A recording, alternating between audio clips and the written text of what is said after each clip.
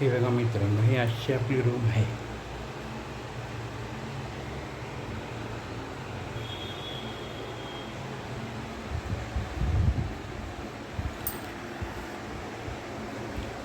Hotel लोटसमध्ये 500 रुपयामध्ये आपल्याला room मिळाली आहे. एकदम चकाचक रूम आहे.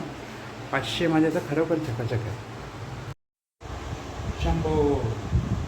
चला, सकाळचं दर्शन झालेलं आहे आपलं बाबाचं. बाबांनी आपल्याला पुढे जायला परवानगी दिलेली आहे. हर हर महादेव.